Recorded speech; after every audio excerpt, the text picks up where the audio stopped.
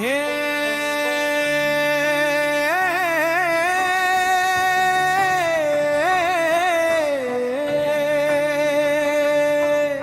प्रभु मानिसको प्रशंसा का लागि होइन,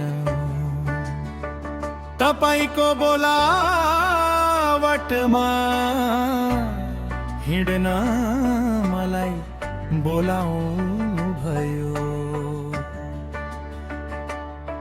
मानिस बदलिन्छन्, मनहरू टाढा हुन्छन्, तर तपाईको हातले मलाई थामिरहन्छ।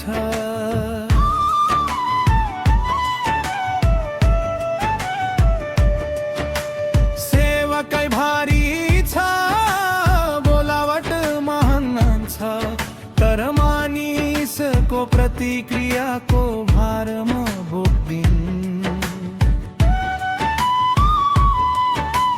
तपाईको वचन सिकाउँछु, प्रेमले नेतृत्व बेहार्छु, मेरो आँखा सधैँ तपाईमै राख्छु। मानिसले मलाई के दिनु पर्छ भन्ने होइन, तपाईले मलाई के गर्न बोलाउनु भयो। काली हराए पनि, उत्तर नआए पनि, मेरो शक्ति प्रभु तपाईमै छ। म तपाईको आज्ञामा विश्वास योग्य हुनेछु, तपाईले दिनु भएको बोलावटमा अडिनेछु। मानिसको प्रशंसामा मेरो जीवन निर्भर हुने छैन, मेरो प्रभु म तपाईलाई नै सेवा गर्नेछु। मानिसबाट कम अपेक्षा गर्न सिकाऊ, तपाईमाथि धेरै भरोसा गर्न सिकाऊ। फल मेरो जिम्मेवारी होइन प्रभु, विश्वास योग्य हुनु मेरो जिम्मेवारी हो। मूसाले इस्राएललाई मरुभूमिमा डुर्याए, प्रार्थना गरे, सेवा गरे, जीवन दिए, तर तिमीहरूले गुनासो गरे, विद्रोह गरे पनि मूसाले तपाईलाई छोडेनन्। एलियाले स्वर्गबाट आगो झारे, तपाईको शक्ति सबैले देखे, तर धम्की आएपछि उनी निराश भए। तपाईले भने उठ, म अझै तिमीसँग छु। त्यसैले मेरो हृदयलाई सिकाउनु होस्, प्रशंसा खोजेर सेवा नगर्दा। मानिसको तालीबाट अलग गरिदिनु होस्, तपाईको पवित्र उद्देश्यसँग जोडिदिनु हो।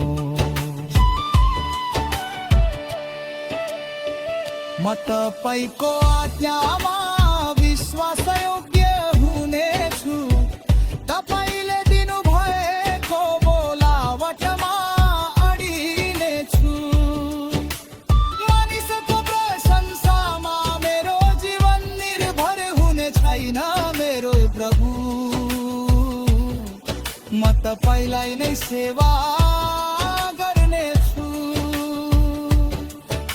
येशू तपाईले मानिसको हृदय जान्नुहुन्थ्यो, तैपनि मानिसको स्वीकृतिमा आफूलाई बाँध्नु भएन।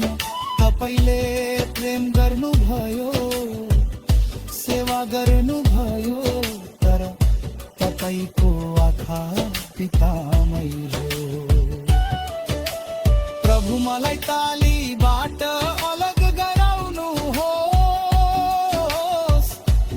पैसानको लालसाबाट मुक्त गराउनु हो मेरो हृदय तपाईको काममा जोडिदिनु हो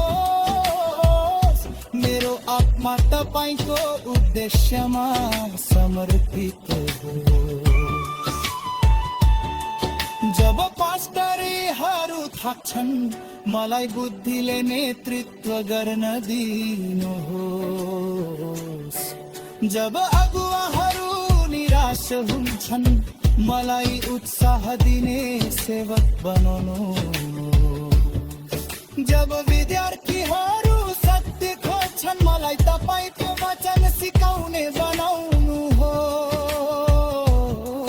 जब सेवकहरू कमजोर हुन्छन् मेरो जीवनले सुसमाचार बोलोस् तपाईका सेवकहरूलाई तालिम देमा नदिनुहोस् तपाईको वचनमा आधारित बुद्धि दिनुहोस् धर्मशास्त्र केवल पाठ नबनोस् तर जीवन परिवर्तन गर्ने सत्ता बोलोस् कक्षा कोठामा मण्डलीमा सम्मेलनमा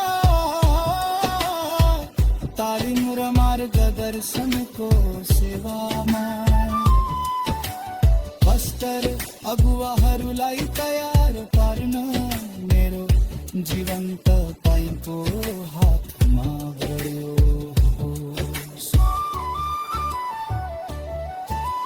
म तपाईको आज्ञामा विश्वासयोग्य हुनेछु तपाईले दिनु भएको बोलावटमा अडिनेछु